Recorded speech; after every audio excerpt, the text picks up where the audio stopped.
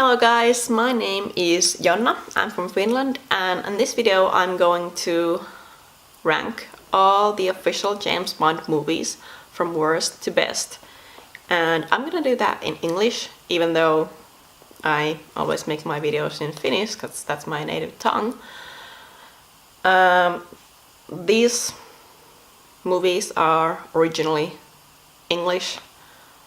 I wrote this whole list in the comments in English, and I'm not even sure I can remember the names of the movies in Finnish. So, English it is. I've seen all the movies many times, and as my friends and family probably know, I'm a really huge fan. And once again, I watched them all.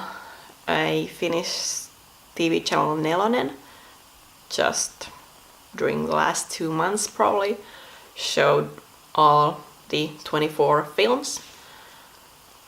And yeah, I watched them again and made this list.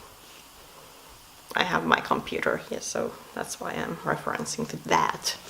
And before we start going down the list, I'm going to warn you and I'm going to apologize, because I'm probably not a good critic. I usually like movies other people don't, and vice versa. Apparently, with these James Bond movies, I seem to think that the newer the movie is, the better it is. But this is my list, and I can rank them however I want to. And please forgive me if I can't pronounce all the names of places and people correctly. You know, I only speak Finnish and English and a little bit of Swedish, not all those languages.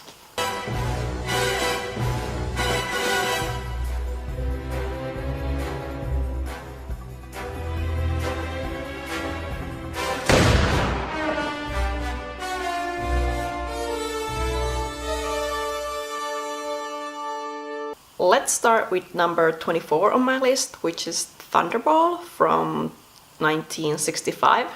And Sean Connery, no doubt, he's a great actor. Me? Mm-hmm. Well, I'd never have recognized myself.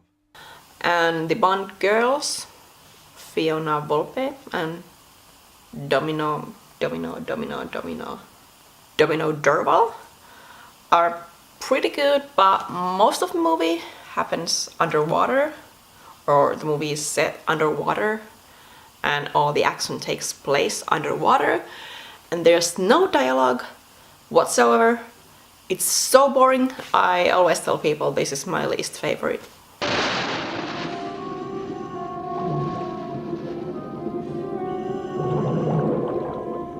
I really don't like this movie. I mean, there are some okay scenes, such as the one in the parade, but yeah, this earns its place as the worst film for me. And number 24 is Dr. No from 1962, and this is the first Bond movie, which obviously makes it a classic. I admire your luck, Mr. Bond. James Bond. But it's just not that good. There are some unforgettable, iconic moments. You know, Ursula Andress getting out of the sea, singing something about a mango tree with a beautiful bikini.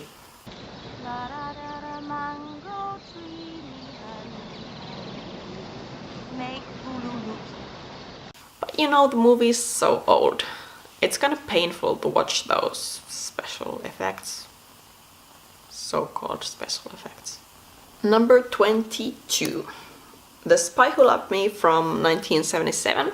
And first of all, this movie features a Lotus Esprit, which converts into a submarine. And for those of you who didn't know, Lotus is my favorite car brand.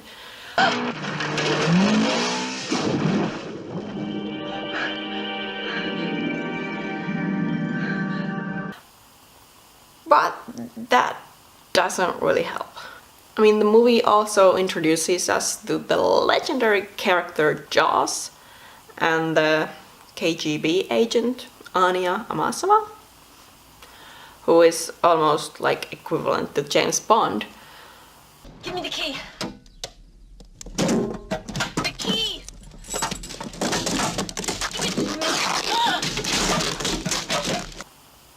But still, I really do not enjoy watching this film. This was probably not a good place to shoot this film because of this light coming towards my face and all. Then the 21st film on my list is For Your Eyes Only from 1981. And this movie again has a Lotus car, but it doesn't make the movie good. I mean, the opening sequence is pretty terrifying.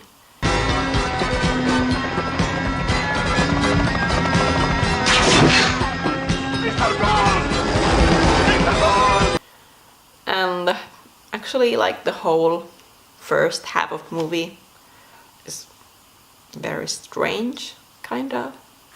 It gets a lot better towards the end, but it's still below average. My real home's always been the Triana. The Greek islands, Turkey, North Africa. Wherever my father's work took us. But it has the parrot. The parrot's good. I like the parrot. Oh, but Roger Moore in this film looks already way too old. Number 20, Moonraker from 1979. I don't get why so many of the Roger Moore era Bonds have to include a boat chasing scene.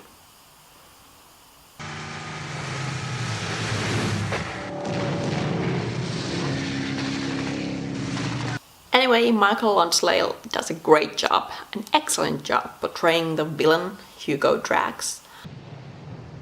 At least I shall have the pleasure of putting you out of my misery. Desolated Mr. Bond. And love story between Dolly and Jaws. It's just so adorable. This is not a completely bad movie, but it's not that good either, you know, okay? Number 19. From Russia with Love from 1963. This is the second Bond film ever, and it introduces us to my favorite character ever, which is, of course, Q, played by Desmond Llewellyn. I'm not sure how to say his last name, but oh my god, I love him. Now, normally to open a case like that, you move the catches to the side. If you do, the cartridge will explode in your face. Tatiana Romanova, Rosa Klebb, Donald Red Grant, they're all pretty decent characters, and Sean Connery, of course, again, is terrific. The storyline is pretty good. The train scene, though, it's just awfully way too long. Take it easy, 007. My escape route's only for one. What are you after? The girl or the lector? And now the sun is really starting to bother me. Number 18, License to Kill from 1989. This movie and its characters are pretty average, apart from Dario, portrayed by Benicio del Toro, who is probably like the hottest Bond character ever. Where's my wife? Don't worry. We gave her a nice honeymoon. The idea of James Bond heading for a personal revenge trip it's pretty fascinating. I mean, he wants to kill a Latin American drug lord who killed his friend Felix Leiter. Yeah, it's pretty good.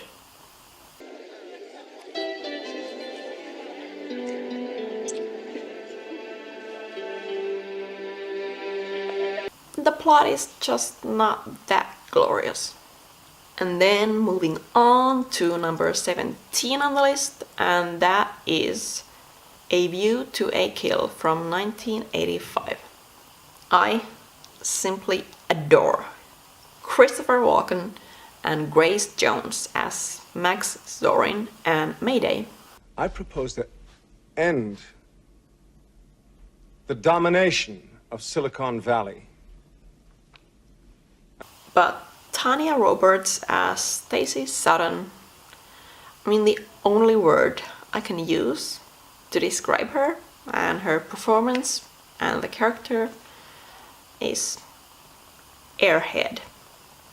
Sutton, you should have accepted my more than generous offer. You can take your offer. Don't and bother shut- Stacey. He's a psychopath. When I was a kid, I really enjoyed the first half of the movie, and yeah, it's one of the best actually. But it all goes downhill after they leave Zorin's estate, the horse place, you know. Number 16, Live and Let Die from 1973. And first things first, the theme song, it's one of the best. Solitaire, the Sheriff J.W. Pepper, and many of the villains are actually pretty great characters.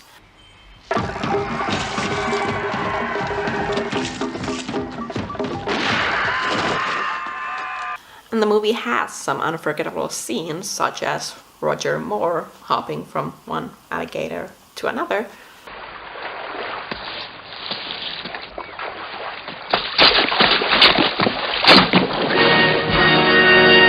Yeah, this movie, this is pretty good.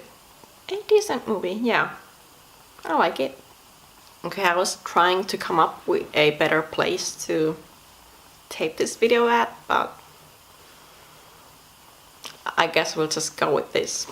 Anyway, moving on. Number 15, You Only Live Twice from 1967.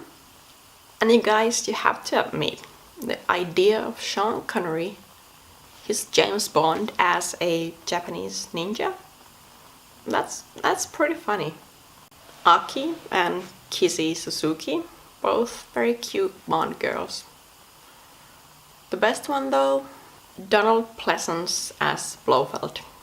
Everybody thinks he's the best, like he's the original one, even though he wasn't the first one, but he's the one who gets copied the most. Allow me to introduce myself.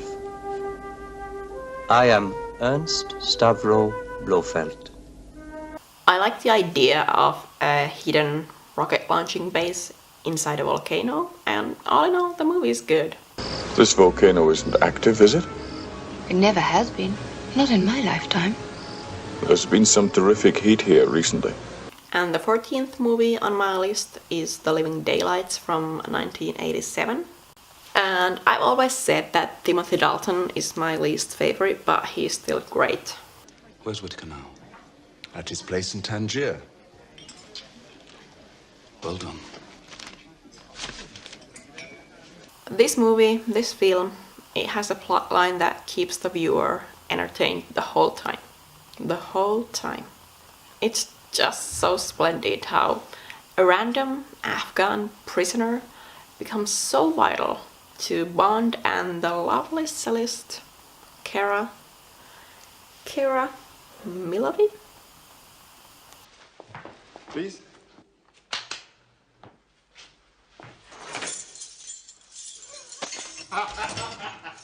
Number 13, Tomorrow Never Dies from 1997. Enter Pierce Brosnan, my all-time favorite. I mean, yeah, GoldenEye was his first appearance, but now he enters to this list I made.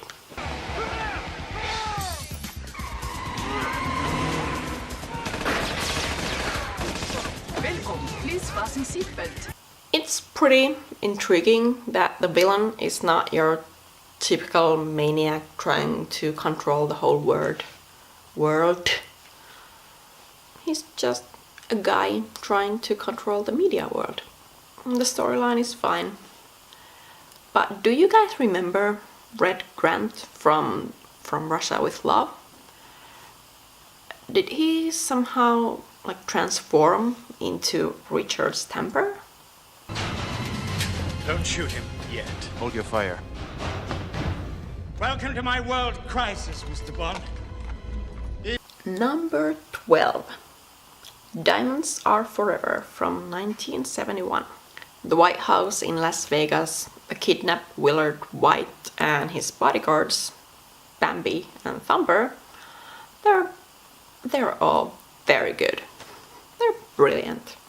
No, British intelligence, Mr. White. James Bond. I see you met my friends Bambi and Thumper. Tiffany Case, Plenty O'Toole, they both have pretty interesting names. And you can't forget about Mr. Wint and Mr. Kidd, who are like the essence of this film. For dessert, the pièce de résistance. Our bombe surprise. Honestly, I can't say anything bad about this movie. And now a movie that barely missed a top 10 spot, and that's number 11, Octopussy from 1983. The plot of the movie is solid. The knife-throwing circus twins, the Fabergé egg, and the whole island and the palace filled with octopuses women. They're all great. General, there's a bomb in that cannon. Sure, where else would a bomb be? Great clown, man. I'm deadly serious. I'm a British agent. What? It all works. And India looks so beautiful in the movie. I want to go there. It really makes you want to travel there.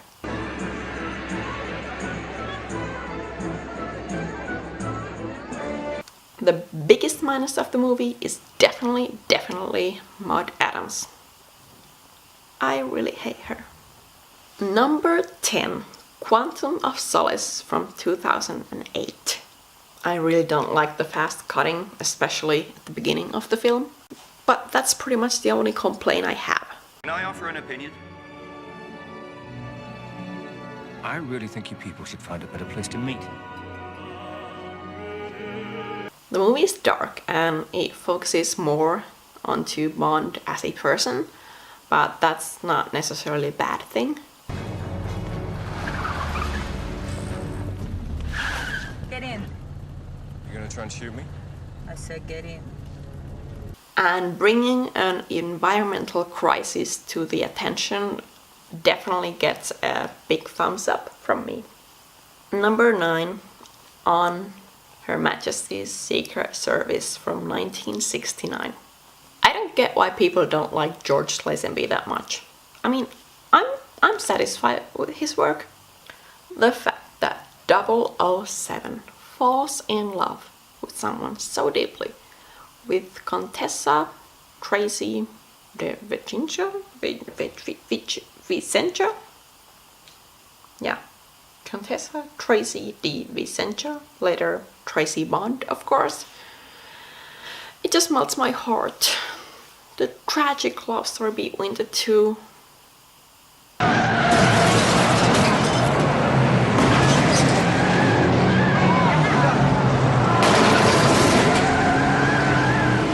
Looks like we've hit the rush hour. It's wonderful. And the end is the worst. But it's the best. 3 girls, 3 boys. Pleased? Not bad for a start. But darling, now we have all the time in the world. And the 8th place on my list goes to Spectre from 2015. The opening being set in Mexico City on Dia de Muertos. It's just perfect. The movie has a great atmosphere that reminds me of many of the older Bond films. Lea Seydoux, or however you say her name, as Dr. Madeleine Swan. She's kind of anemic, but many of the MI6 employers get a lot of depth in their characters in this movie, and I like that.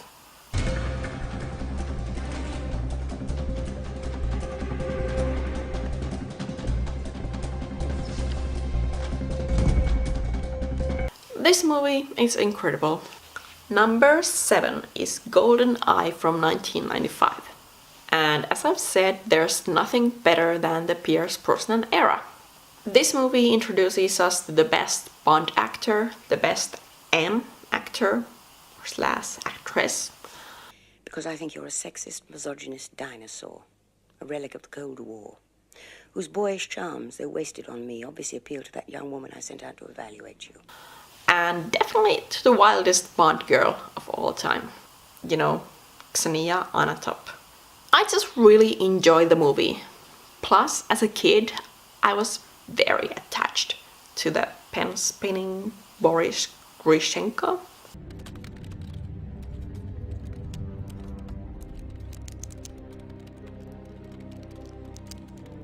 Number 6, Casino Royale from 2006. And this movie could have been shorter if all the unnecessarily long action scenes were cut a little.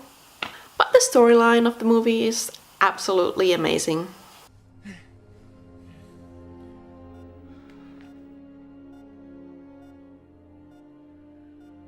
I'm more on Team Tracy than in Team Vesper Lind, but I do get why people love her. And Daniel Craig is terrific. This is just an excellent reboot of the series.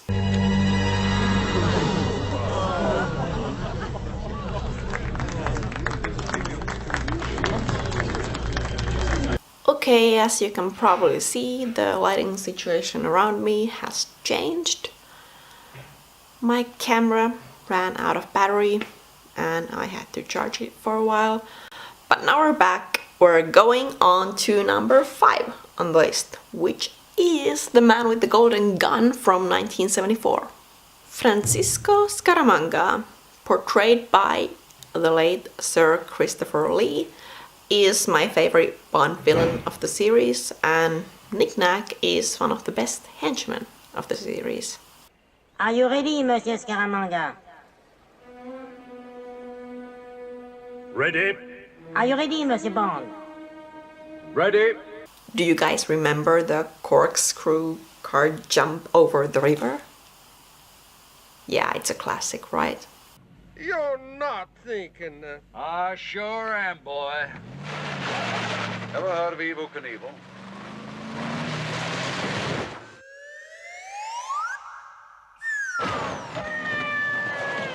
I don't know what to say, this movie is absolutely great. I just really dislike both of the Bond girls. I mean, why did Maud Adams have to star in 2 movies? Number 4, Goldfinger from 1964. And I think every other movie in series should be compared to this one. The man himself, Auric Goldfinger, and his plan to steal all the gold from Fort Knox. It's just absolutely perfect. Do you expect me to talk? No, Mr. Bond, I expect you to die. There is nothing you can talk to me about that I don't already know. Pussy Galore, Odd Job, both terrific characters. Add Sean Connery to that, and you have a very entertaining movie.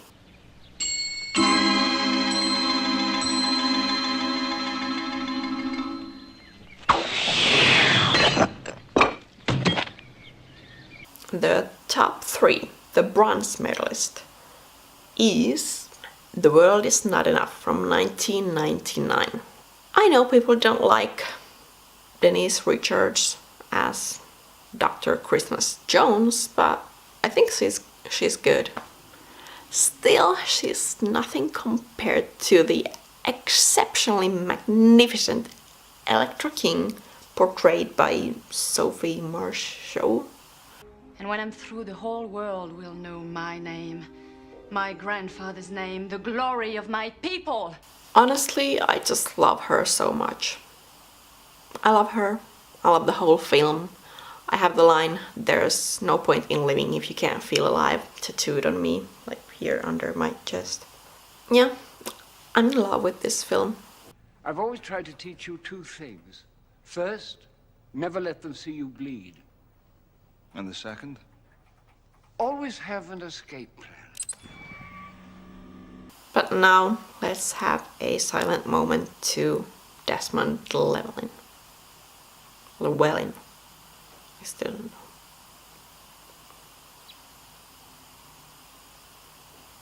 Number 2, Die Another Day from 2002. And even though the rest of the world disagrees with me, I think this movie is absolutely outstanding.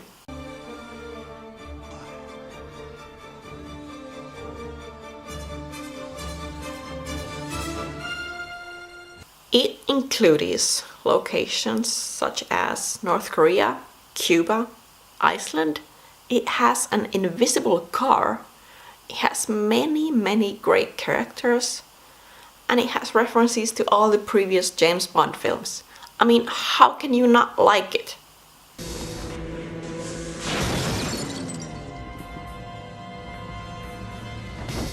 All units report now! I think this movie is to die for. Number 1 on my list, as you can guess by now, is Skyfall from 2012. And Bond fans all over the world love this film. And they have every reason to do so. I win. What do you say to that? It's a waste of good scotch. It is simply an epic masterpiece with unbelievably talented acting, and words can't describe how good the theme song by Adele is. This movie has just the right amount of action, humor, seriousness, emotions, and nostalgia.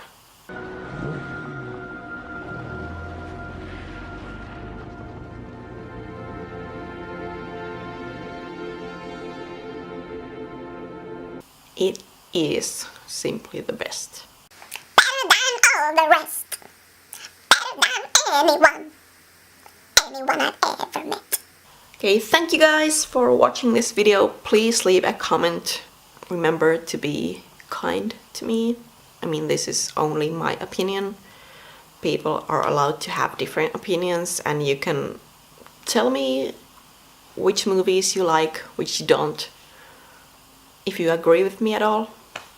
Thank you. Peace. Bye.